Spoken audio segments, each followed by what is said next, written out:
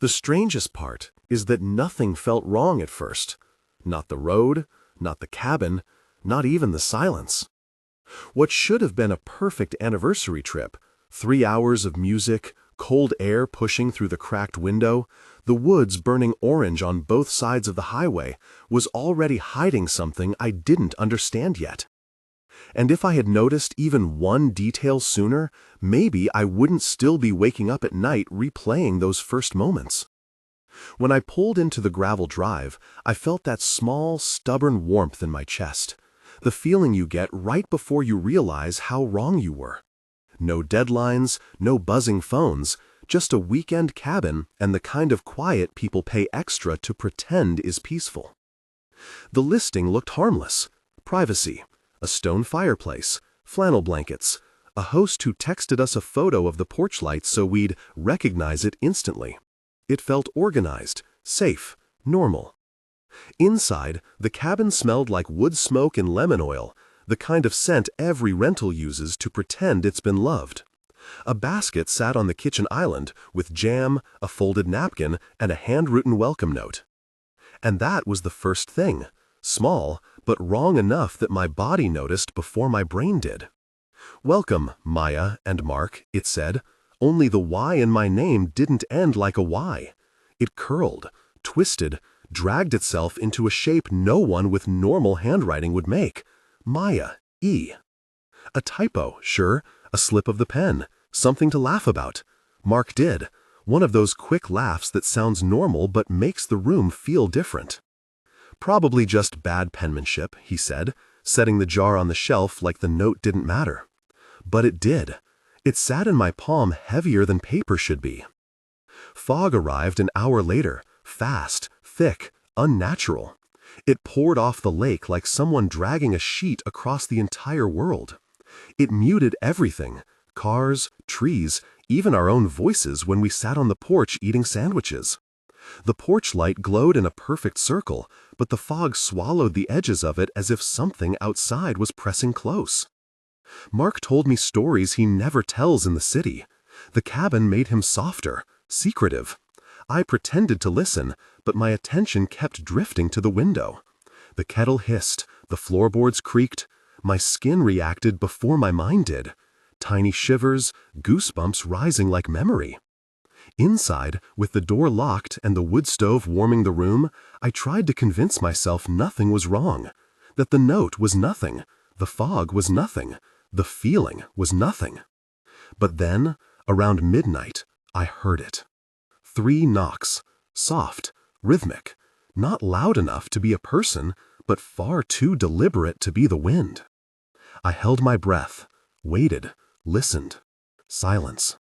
Until it came again, this time not from the porch, but from somewhere deeper in the house. A scraping sound, a chair moving, slow, measured, inside. And that was the moment I realized. Whatever was wrong in this cabin had been wrong long before we arrived. The next morning, the host messaged without prompting. "Hope everything's to your liking. Let me know if you need anything." The emoji felt like a polite afterthought. I typed, "All good, thanks," and sent it. He replied, "Great.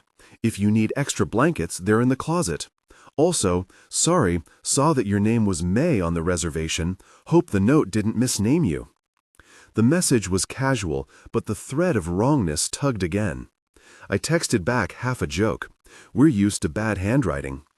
Mark shrugged when I showed him. Even then, I could see his jaw tighten. He had this way of being practical that could be a reef, solid, but catching us when we tried to move differently. That afternoon, I walked the narrow trail toward the lake. The fog hugged the trees, and the path was soft with leaves, damp and honest beneath my shoes. I found something on the trail, a single boot print that wasn't ours. It was a wide, deeply impressed track that headed toward the cabin and then faded where the ground had been churned near the porch. I traced it with the tip of my shoe, because that is what you do when you want to be calm. Measure, examine, quantify. The print stopped where a corner of decking bent, as if the person had paused, glanced around, then gone up the steps. I thought of the host's extra key in the closet when I returned and told Mark. Maybe someone was delivering firewood, he said. Maybe a neighbor stopped by. He was right, and that rightness was its own kind of pressure, squeezing the things we didn't want to admit. I wanted to ask more questions. Did you text him last night? Did you see the porch light on? Did he knock? But I could feel how the questions would change the evening, how they'd make us strangers in our own small space. So instead I said, probably nothing, and we made coffee again, the noise of the machine filling the room like applause. That night, after dinner, I couldn't get the tracks out of my mind. The fog had thickened and the house was a lantern. I kept checking the locks as if a mechanism in me had been tripped. Each time I touched the doorknob, I felt a temporary alleviation and then a return to the same cold center. We moved our mattress a little closer to the door when we went to bed, just a gap, but it was a ritual meant to reassure. When I climbed in, I left my phone on the bedside table with the flashlight app open. The battery icon showed just under half. There was 1 bar. I slept badly. I dreamt of the fog taking everything and giving back the feeling of being watched.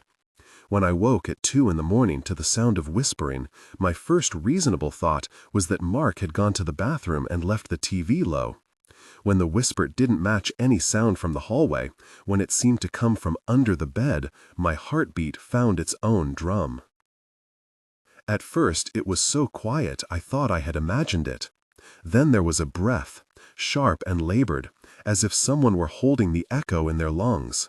I rolled over, intending to nudge Mark, but the whispering turned into a small, impossible murmur. Maya? And the syllable was my name, mangled the way it had been on the napkin. My fingers found the phone, and the flashlight pulled the room into a flat, clinical light. The beam hit the underside of the bed, and there, in the gap between the floorboards and the mattress, was a shape.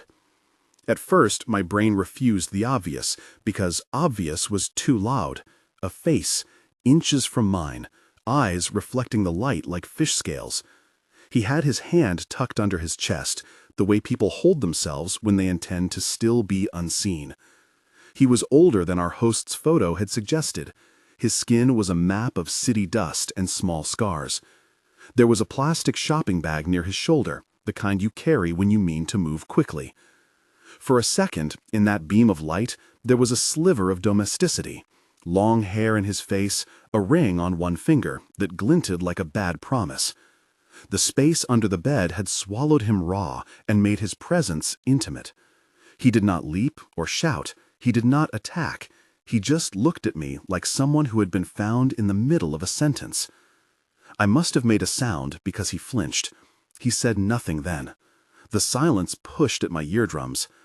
I remember thinking, with an odd, disconnected logic, that if I screamed, the house would receive it like paper, absorb it, and be unchanged. I wanted to wake Mark, but my throat closed, and logic narrowed to a single, primitive axis: movement. I reached for the bedside lamp with my free hand, leaving the flashlight where it would stay aimed at the opening. "Mark," I said, too loudly, and the name felt like a lever. He rolled over in the bed and hissed as if the presence had woken him. The man under the bed made a small paper sound, half a laugh, half a cough. That sound made my mouth go dry. Then Mark sat up, and in that motion the intruder went utterly still, as if becoming invisible required voluntary forgetting. We both stared for a long moment. Then Mark swung his legs over the mattress, and I remember the way he moved with a kind of practical circuitry, alert, not small talk, because he had always been the kind to separate fear into tasks. "Who's there?" he said, voice flat. There was no answer. The man under the bed did not move. The flashlight's beam showed nothing but a folded jacket and a pair of eyes. The smell under the mattress was of wet wool and the tang of someone who had not slept in a bed for days. "You better get up," Mark said, and reached for his phone. His hand shook, low and steady, the way it does when someone who trusts themselves tries to protect you. He clicked on the flashlight app and angled the phone so the light cut under the bed too. The beam revealed the intruder's face fully. He was close to the ceiling light in height, oddly small, but not a child. He had a bruise forming under one eye like a slow sunrise. He opened his mouth to speak, and then closed it again. If there are redeeming things about panic, they are simple. You go into a kind of arithmetic. The phone had one bar. The nearest neighbor's house was a half-mile away, and the road was a ribbon of white and fog. The bed sat on a wooden floor that would creak if someone crawled across it. The intruder could, in a heartbeat, pull himself out and stand in the doorway. He could have had a weapon. He could have been a person far more dangerous than the sleepy small-town man his features suggested. "Don't," Mark said quietly. "Don't move. Just don't move." He sounded like a man trying to be a police officer. His jaw worked as he dialed 911. The operator's voice on the phone was patient and precise, and somewhere far away, the one thing that kept my brain from cracking into sharp pieces. We gave our location. We said, "Intruder." The operator asked if anyone had been hurt. We said no. She asked if the intruder was still there. Yes. She told us to keep safe, and she told us officers would be dispatched. In the raw minutes after we called, the intruder under the bed did something that made the whole second freeze. He spoke my name again. It was quieter this time, like a rehearsal. "Maya," he said, "I thought you were alone."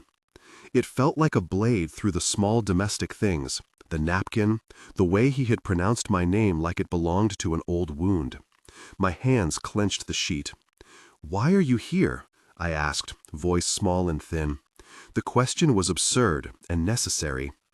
He made a sound like a shrug, which I couldn't see, and then he said, "I sleep here sometimes. I know the house." The sentence was not an explanation. It was a claim, an assertion of belonging that unstitched the room's order. Mark's face tightened. He said, calmly and with an effort so clear you could see it, "You need to get out from under there, now." The man did not move. Time changed its thickness. The fog beyond the curtains pressed like cloth. The bed, the flashlight, the ceiling light, these were small circles of certainty inside a larger blur.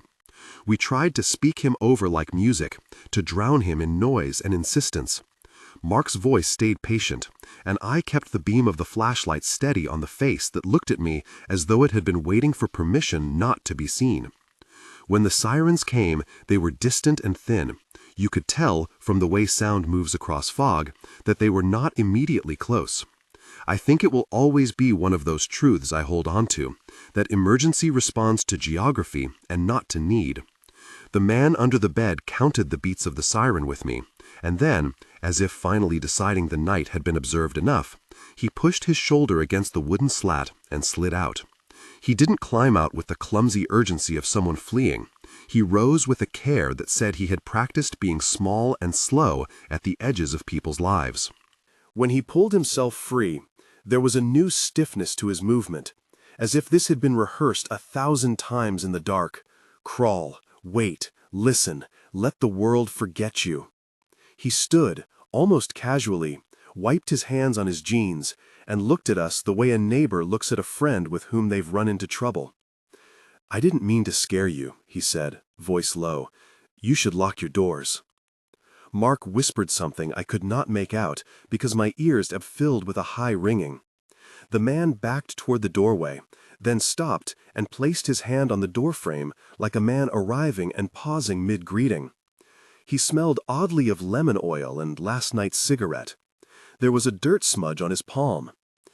"If you need anything, just text me," he said, which made no sense because we didn't have his number. He turned and left, a silhouette that seemed suddenly and impossibly like the fog, present then gone. We sat there for a long time after, the room emptied of him, but everything inside rearranged. I remember thinking we should follow, call out, run after him into the fog with wallets and flashlights like heroes. But the fear that had tightened around my throat uncoiled into something colder. It was the knowledge that running could be the wrong choice, and that sometimes safety is the boring arithmetic of staying put and waiting for the professionals. Police arrived in 2 cars. They flicked their flashlights like twin interrogation lamps. The officers were methodical, practical men wearing caps and the tired gravity of people who have seen repeat arrangements of human failure. They asked for identification, for a description, for the sequence of events. We told them about the note, the boot print, the text message from the host, the napkin with the misspelled name. We told them about the man under the bed and how he had said he slept there sometimes. They wrote it down, folding our story into forms that would go into paper and then into the system. "Did he leave anything behind?" one officer asked, peering under the bed with a flashlight. He found the plastic bag and a lighter and a crumpled receipt. He didn't find a weapon. He didn't find a better explanation either. "We can check for prints and we'll canvass the area," the officer said, and he added after a beat, "Sometimes people look in abandoned places to get out of the cold." The words were kind in the flat way of people trained to offer explanations. They also made me want to unsee and unsay everything. We stayed awake until dawn, and in the thin hour between blue and gray, I called the host. He answered on the third ring with a tone that is used when someone expects a small crisis to be solved by sentence length. "Everything okay?" he asked. I told him there had been someone under our bed. There was a beat where his voice matriculated into something else, and then he said, "That's impossible. I've never had anyone." And then he stopped, which was, frankly, not reassuring. He offered to come by, to check the locks, to call his neighbor. We said, "Yes, please," and he came. He was younger than his photos, and his jacket smelled of pipe smoke. He moved through the cabin with a way of being at home that set my teeth on edge. He opened the closet as if looking for something trivial and said, "Oh, right, I keep a spare key here," and he handed it to Mark with the small smile of a man who owns a thing and wishes to prove it. "Sometimes folks forget," he said, and there was an ease to how he said it that made the nights we've been kept in lit room look like school tests where the answers hide in the margins. The officers left with promises, "We'll keep an eye on it," that felt like the sorts of tidy phrases people use when they don't have the time or the jurisdiction to stay. They told us we could get a ride, that a patrol would circle more often. We laughed at the absurdity of expecting the world to orbit our small fear. Mark called a friend and asked if we could stay with them that night. We didn't feel safe in the cabin. We didn't feel comfortable in their house either. We felt like two bodies with their borders redrawn. In the days after, I replayed the scene until it changed shape. Sometimes he was a vagrant, somewhere else. Sometimes he was a neighbor with a child who misread our reservation. Sometimes he was someone who had been watching us since before we arrived. The police reported back that nothing solid came of the canvass. No one saw him, no cameras up the road had helpful footage. The neighbor with the porch light didn't recall seeing footprints. He could have been gone by the time our deputy drove through, they said, as if the problem were just distance. We left a day early, and the host texted, "Sorry again, hope you make up for the time." He offered a partial refund and a voucher. The listing stayed up for weeks afterward. I stopped answering the messages from prospective renters asking how the house was. I didn't want to normalize it, or make the fear a small thing you put on the internet. Sleep after that was a choreography of micro-awakenings. Every creak of our apartment brought me back to the beam of the flashlight, to the face under the mattress. I would wake Mark to check the locks, to look under the bed together, and he would groan and pull a blanket up to his chin, patient in the way of men who do not easily carry the same fear. It grated at me. It made me feel selfish and needy, and like a person who had let some small bright thing in and then demanded it left. The more you try to explain a fear, the more it increments into rationality and loses the rawness that made it simple. I started to rationalize in the daytime, the fog, my sensitivity, the napkin's weird handwriting.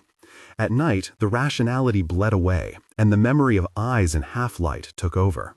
I found myself checking under not just our bed, but every bed when I entered a hotel room, the way some people check for cameras in public bathrooms. The small rituals of safety became my new domesticity. A week later, Mark and I went back to the cabin with one of his friends, Sam, and a plan we thought would be smart. We'd find the man, or at least get answers. Sam was a quiet man with the patience of someone used to supervising rather than reacting. He agreed to come mostly for moral support, but his presence made me feel less like prey. We drove the white ribbon of road and found the house exactly as we had left it, the porch light slightly dimmer, as if the bulbs there were tired of the world. Sam knocked first. No one answered. He tried the door and found it unlocked, though the porch furniture was stacked as if someone had just prepared for rain. Inside, the house felt like a thing that had been disturbed. The napkin was gone from the kitchen basket. There were fresh cigarette butts tucked under the wheelbarrow near the back, old ash turned new. Sam found a scrap of newspaper jammed behind the stove and pulled it out, fingers careful. It had been used to wipe a small spill and then abandoned. We moved through the rooms with flashlights until the beam found the bedroom. The bed frame had one scuff mark on the slat near the floor that we had not noticed before. Sam frowned. "Looks like someone slid under and left a scrape," he said. He didn't need to explain why he was saying it. Everyone in the room understood. We called the police again, not because we expected a different answer, but because sometimes the noise of officialdom is itself a balm. When the deputy came this time, he looked at the scuff with a slow, professional weariness. "People do this for warmth," he said, and there was a story implied. No right or wrong, only an explanation that failed to resolve us. Or they do it because they're looking for shelter. He talked at us in even syllables, as if to diffuse. "We can increase patrols. We can try to canvass again. Cameras are sparse out here." None of that changed the fact that someone had been intimate with our sleep, that they had known the room in a way that felt invasive. We left again early. The house was scrubbed clean by a crew we'd hired for ourselves, the way people scrub to make a place less complicit. The host told us he had no idea how anyone could have gotten in. He told us he kept a spare key in the closet for guests, for emergencies. He offered to put a deadbolt on the back door. He said the extra blankets were because his mother always left extra blankets, never because he assumed strangers would use the house as a refuge. On our drive home, the fog lifted and we watched the trees like witnesses. We tried to stitch the event into the rest of our lives. "Maybe he wasn't dangerous," Mark said, trying to reason himself into calm. I wanted to believe him. But there was the way the man had said my name, as if it were a hook into something older. The way his presence had been intimate enough to count as a violation even without violence. It changed me in small, constitutional ways. I stopped sleeping on the side of the bed that faced the door. I began carrying a small keychain flashlight that was more symbolic than useful. I started leaving a light in the hallway when I traveled. I unsubscribed from a few listings and found others with more cameras and fences and no handwritten notes. The world rearranged itself around the memory, as if the memory had the power of gravity.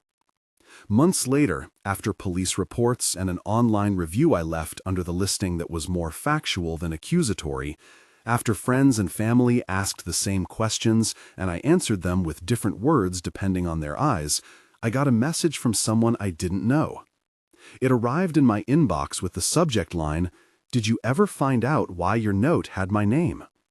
The sender was a woman from a town 2 hours over. She said she had worked for a short-term rental company for a while and had seen handwriting that looked like the napkins before. She asked if we would be willing to share the police report. I read her message on my phone while sitting in the park, the trees around me rustling, and I felt that same small churn, like the fog had found a way into the city. I sent her a copy of the police report and then a paragraph about the man under the bed. She replied with an empathy that had been made lean by experience. "We see people using empty places sometimes," she wrote. "Sometimes it's kids. Sometimes it's someone else looking for shelter. We try to manage, but the line between hospitality and vulnerability is thin." I thought about the line she named. It seemed, in the moment, both true and insufficient. Homes are supposed to be a place where people can be with their soft edges. But what happens when those soft edges are invaded, not just taken, but used in ways you didn't consent to?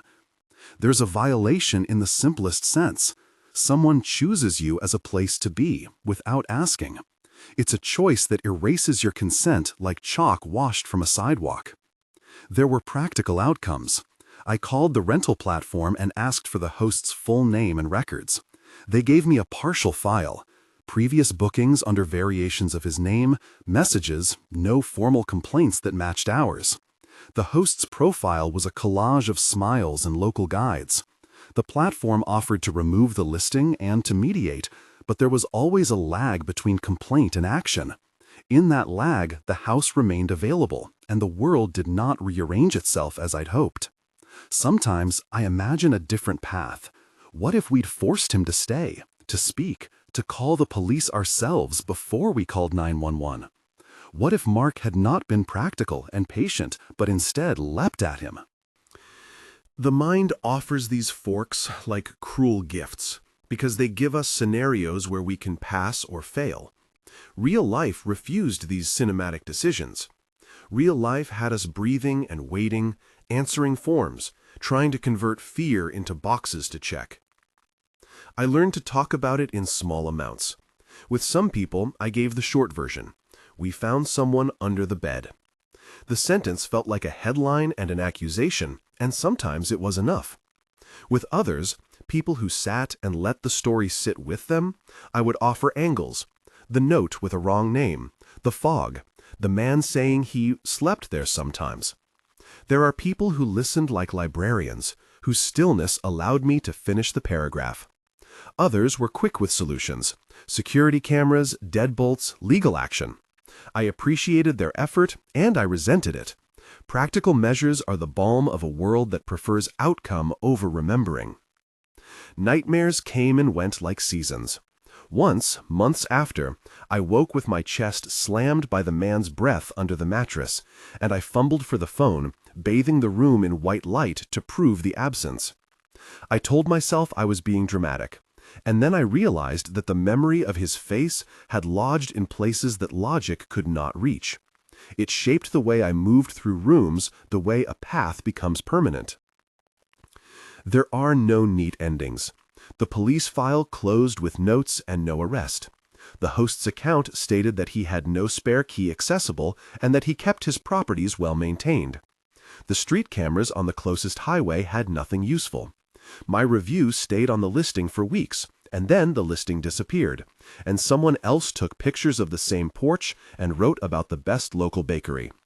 People kept using the internet to plan their getaways without feeling the weight of another's midnight presence. Mark tried to be gentle, sometimes too gentle. He wanted to move forward, to stitch our life back to normal. He bought a deadbolt and installed small motion lights outside our apartment.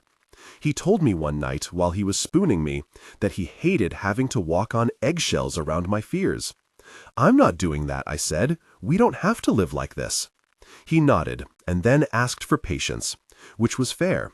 Patience is how people help each other hold on while the edges of the world remain sharp. Sometimes, in the silence between us, I still hear a small scrape. It could be the pipes, the neighbor's cat, a dream leaking into the day.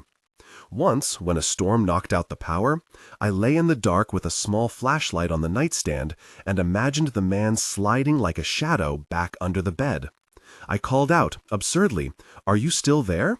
And the closet answered with the same small, ridiculous sound. Nothing, because domestic rooms are not echo chambers for ghosts, but for memory. I don't have the satisfying arc, where the intruder is found and justice is delivered and the napkin is put to rights. I have the slow unraveling of my sense of safety, rewoven into a cautious fabric with patterns that are learned. I check locks twice. I leave lights on when I travel. I read the reviews 4 times and notice odd words that staff and listings use to signal something else. I have made peace with the fact that safety is rarely absolute and is more often an arrangement of behaviors and people. And yet, the phrase that started this whole thing, "There was someone under my bed," is true in the most literal way, and it holds a kind of small, blunt terror that never blunts. It can be said in a bar, in a therapist's office, across a kitchen table, and the sentence resists tidy endings. People ask me now, "Would you stay there again?" And I answer the only honest thing: no, not without knowing more.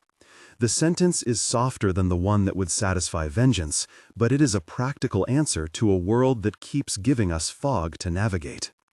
Sometimes I wonder about the man himself.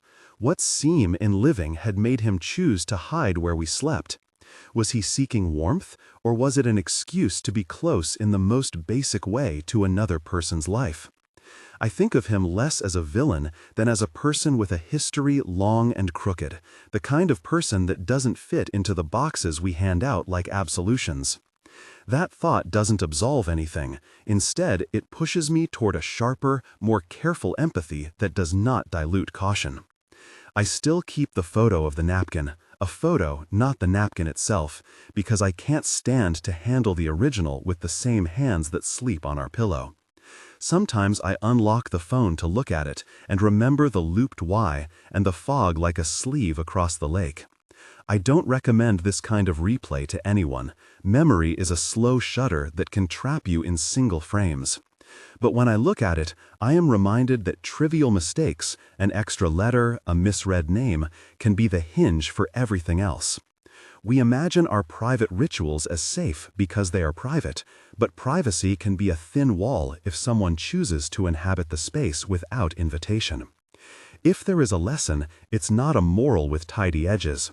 It's a handful of simple, practical things wrapped in a larger caution. Look for the little wrongs, a note that doesn't feel right, a footprint not yours. Trust the small instincts that make your body revolve toward caution. Have someone you can call who will come without thinking you dramatic. And know that there are times when the best thing you can do is to make your fear an organized response rather than a raw panic. On the day we finally put the listing out of our minds enough to plan another trip, I found myself pausing at a bed in a motel, shining my phone light beneath it before I turned out the lamp. I told myself not to be ridiculous. Yet when I lay down, the room felt smaller and the covers felt thicker, and I thought, with the same stubborn hope I had felt when we first drove into the fog, that vigilance could be a small offering, a way to keep grief and violation at bay. Some nights, when the city is quiet and Mark sleeps with his back to me, I reach out and check the nightstand for the flashlight that has become a talisman. I slide my hand under the mattress, more to memorize the absence of weight now than to prove anything. The bed is empty. It has been empty. But the memory of someone being there is a thing that stays. It doesn't extinguish me. It changes me, the way a scar changes the skin. Noticeable, a little tender in certain light, a thing that reshapes how I move through the world. I still wonder sometimes if the man ever thought about the effect of saying my name before he left.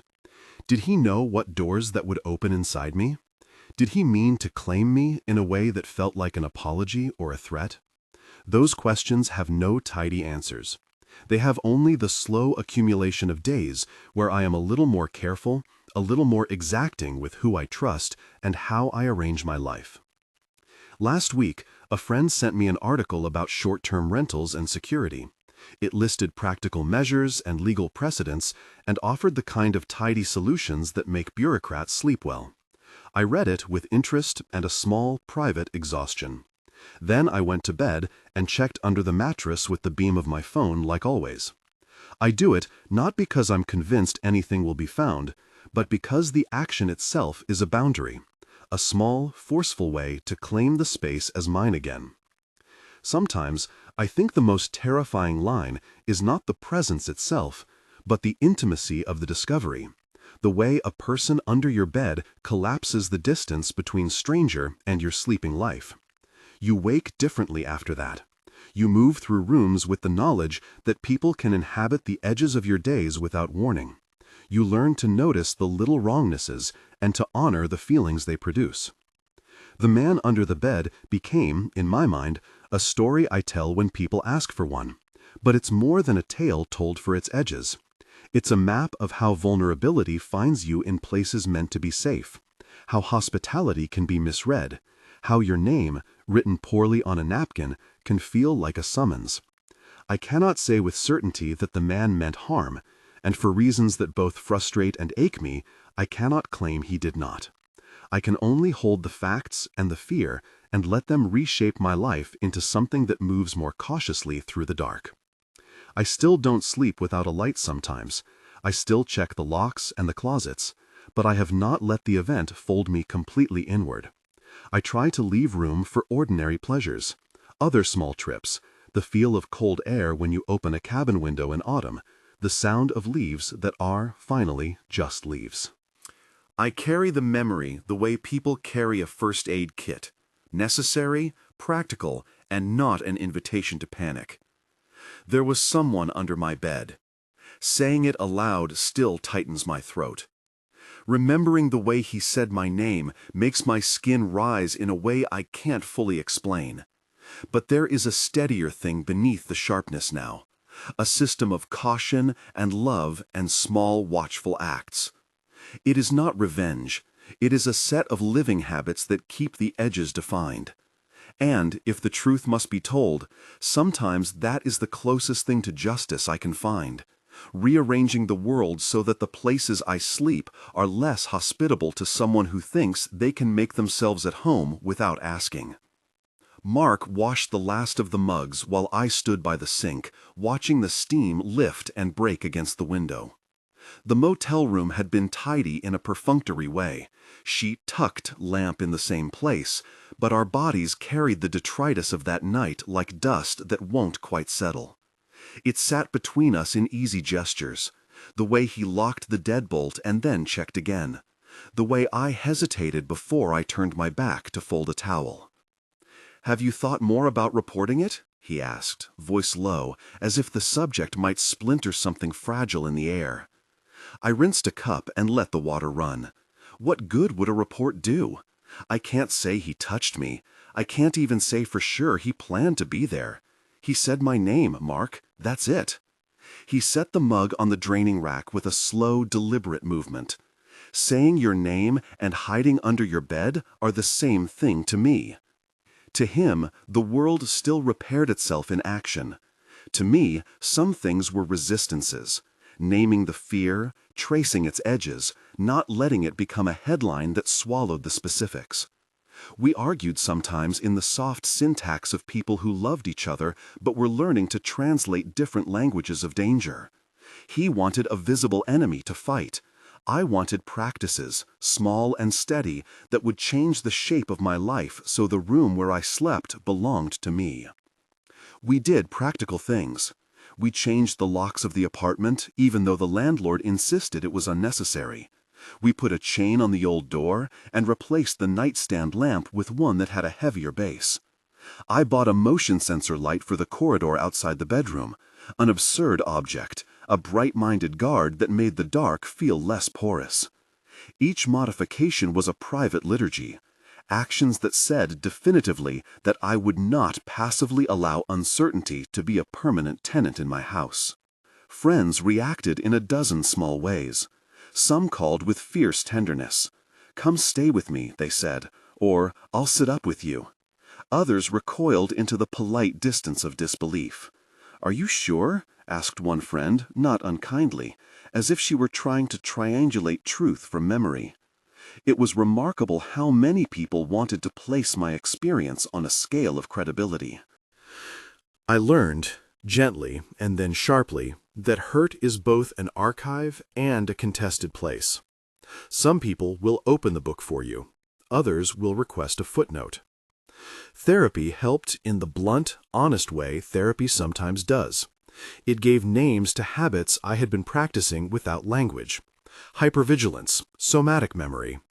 The therapist didn't tell me to get over it or to move on. She taught me to notice the difference between action that protects and action that consumes. She taught me to breathe into the boundary, to make decisions from a place of generosity rather than terror. There are evenings when Mark and I revert to patterns that predate the man under the bed. We laugh at the dinner table, trade barbs about bills, plan a trip for a long weekend upstate. Those are the pieces I glue back into the surface of my days. But even amid ordinary lightness, there are alterations. He holds my hand when we cross an unfamiliar street. I ask to see the locks when we arrive anywhere new. We practice departure rituals, checking under the bed by flashlight, running our fingers along the seam of the mattress, counting the locks on the door, less because they ward off destiny and more because they are a language for saying to one another, gently, I am paying attention to you. I am keeping you in this world. Sometimes I imagine the man as a thin thread that runs behind scenes, and other times I try not to imagine him at all. The imagination is treacherous. It will build a life for him in which names are keys and rooms are opened by habit. There is a slippage where fear can make monsters of shadows.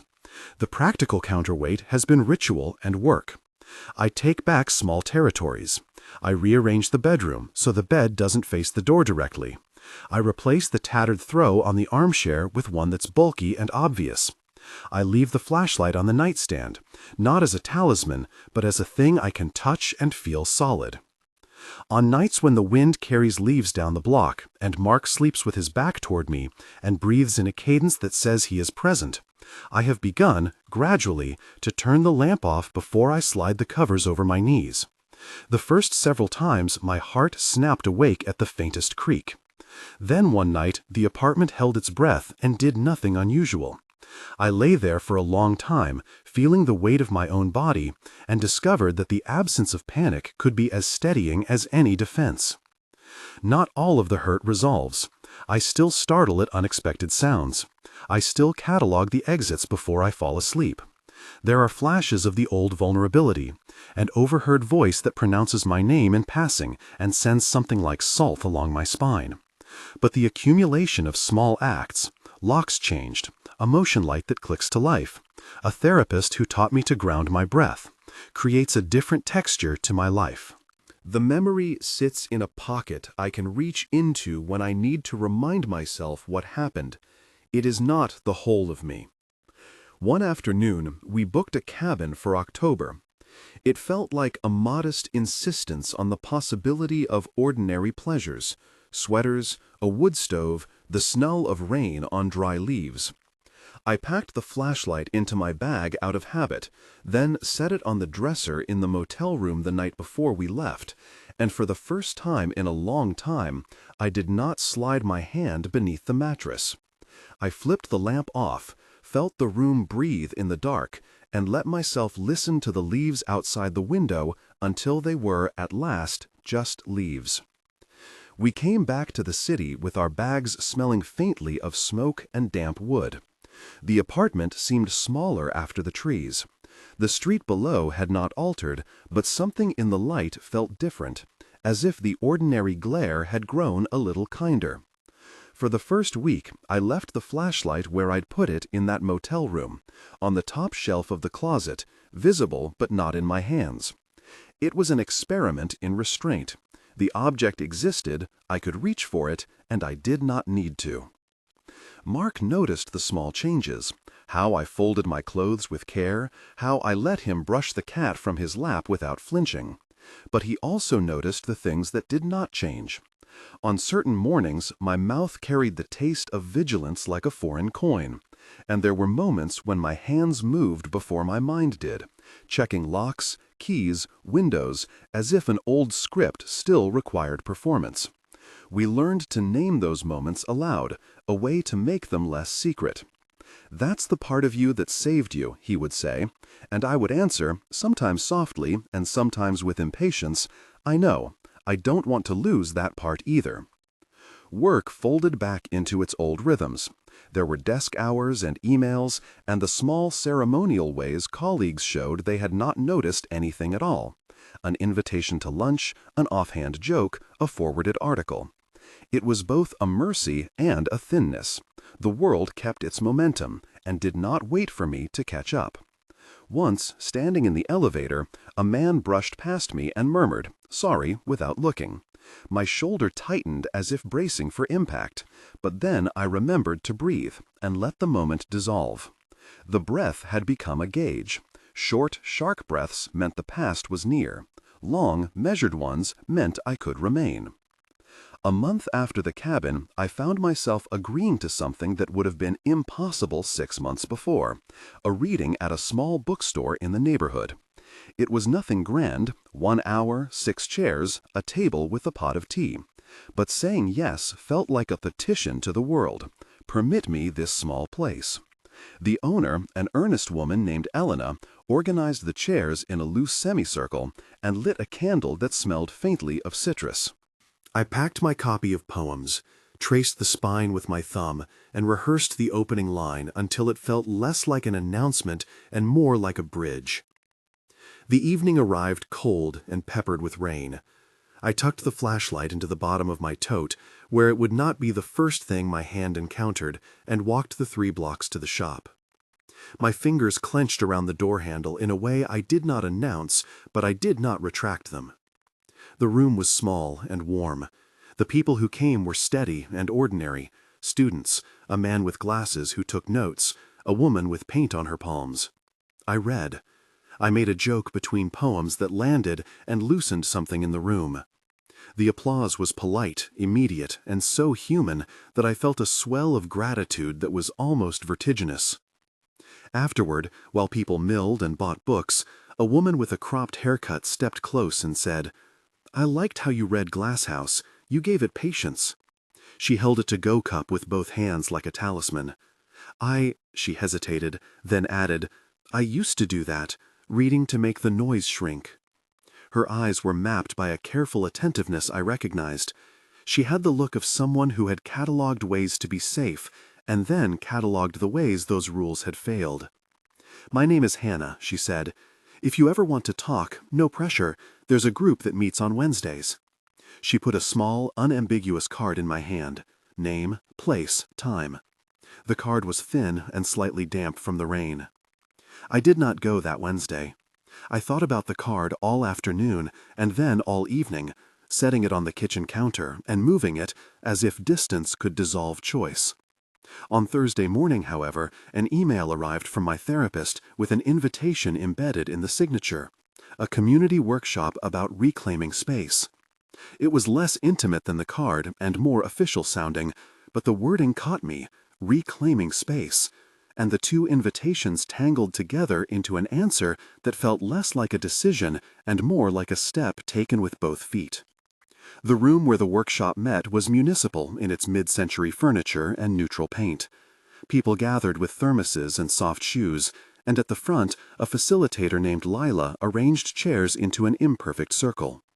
We introduced ourselves in rounds: name, 1 word for how we felt. And each introduction held its own small weather. Some said angry, some said tired. One man said cautious and then laughed, as if surprised at his own honesty.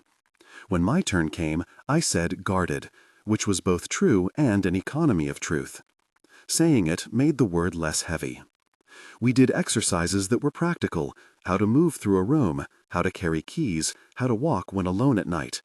But also exercises that felt like grammar lessons for the body: how to plant feet with intention, how to speak boundaries without apology, how to notice the difference between a precaution and a prison.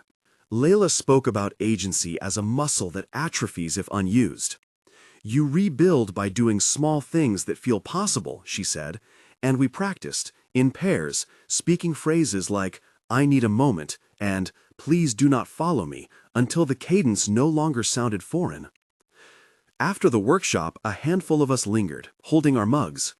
Hannah was there, and when she saw me, she came over without hesitation, as if she had been waiting for this exact moment.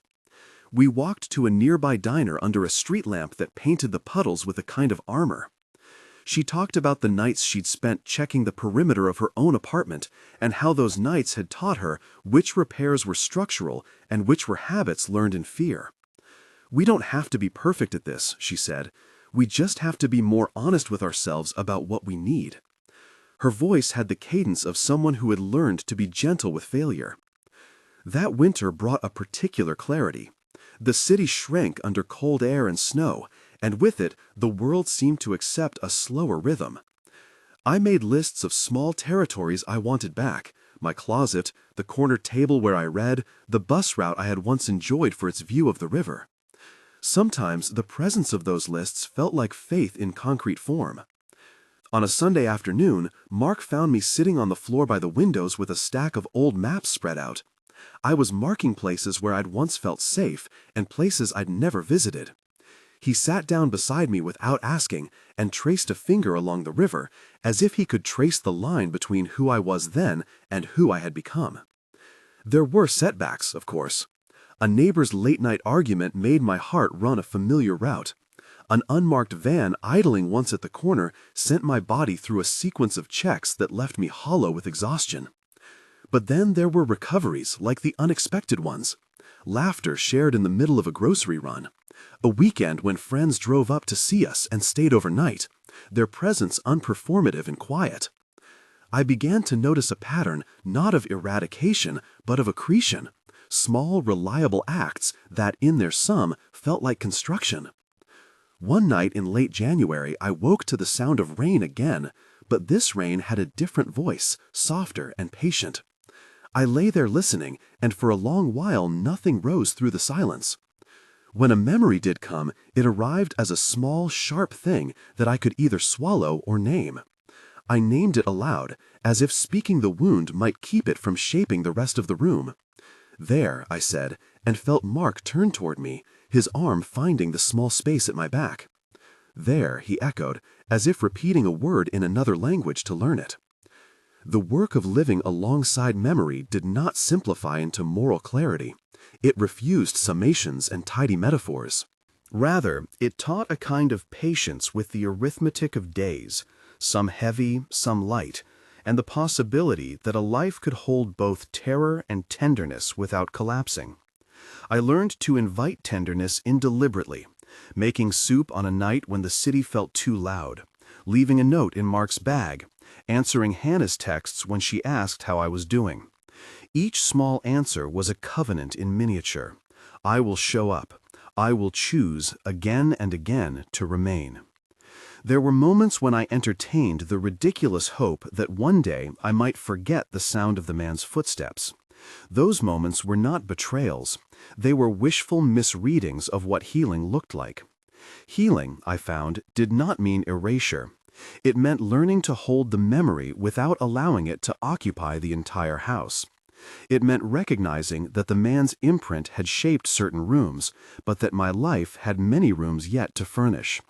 A spring came, tentative and then insistent. The city shifted into color, and with the thaw, the idea of travel took root. A possibility, this time not as an escape but as an exploration. We planned a trip to a coastal town where the ferry was small and the hotel had a reading lamp by the window. I packed the flashlight because habit dies slowly, but I did not arrange it under a mattress or set it on a nightstand as a sentinel. Instead, I slid it into a pocket of my bag and let it lie there like a folded map. A thing to consult if necessary, not a blueprint for every decision. On the ferry, the sea looked as if someone had sprinkled the air with glass and then decided it would be better not to tell anyone. I stood near the railing with my hands in the pockets of my coat and felt the wind rearrange my hair. A woman with a toddler passed by, the child's laugh breaking into the salt. I did not flinch at the idea of vulnerability as I once would have. I only noticed it, an observation, and kept breathing. Mark stood beside me and rested his hand at the small of my back, an unremarkable contact that felt like a steadying word. When we reached the shore, the town received us with the smell of fried dough and the slow hello of people who move by seasons rather than by the clock. We walked the boardwalk until our calves ached and then found a bench to watch the tide. The world did not promise safety as a condition. It only offered the certainty of scenery, which is sometimes generous enough. That week there were no confrontations with the past, no sudden collapses into memory. There were small, persistent recoveries. A night reading by lamplight until I fell asleep, a morning where I left the curtains open and let the sun wash the bed. Perhaps the most important thing was this: I began to trust my body a little more. Not fully. Trust is not a thing one declares and keeps, but in increments, like a saving strategy for courage. I could stand in a crowded room without my shoulders finding their old defensive architecture. I could say, out loud, "I am okay," and sometimes mean it. Months later, in the quiet of an ordinary Tuesday, Mark said something simple and astonishing. "You look lighter." He said it not as an assessment, but as a noticing. I laughed, at once embarrassed and gratified, and watched the way his face softened at that sound.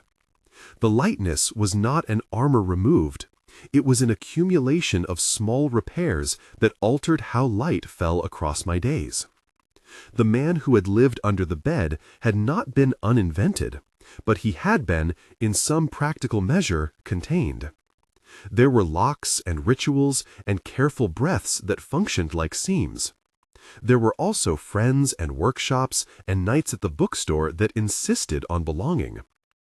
I do not know whether there will come a day when I can't call the past into awareness with a single sound. Maybe not. Maybe the memory will be a companion for as long as memory endures. What I do know is this: the house of me has rooms I have reclaimed and rooms I am still reclaiming. I have learned to invite others in and to ask for help without apology. I have learned that tenderness can be chosen, that safety can be built in small, stubborn gestures, and that time, while not a cure, is an element in construction. It took months before the house stopped following me into every quiet moment. But this afternoon, late spring, radio humming softly while I folded laundry, I realized something had shifted. My hand stopped over the closet door, eyes drifting to the flashlight on the top shelf. For so long, that thing had been a warning, a reminder of footsteps, whispers, and the breath I once felt that wasn't mine. Now, it was just an object again. I didn't smile because I forgot. I smiled because I survived long enough for the memory to lose its teeth.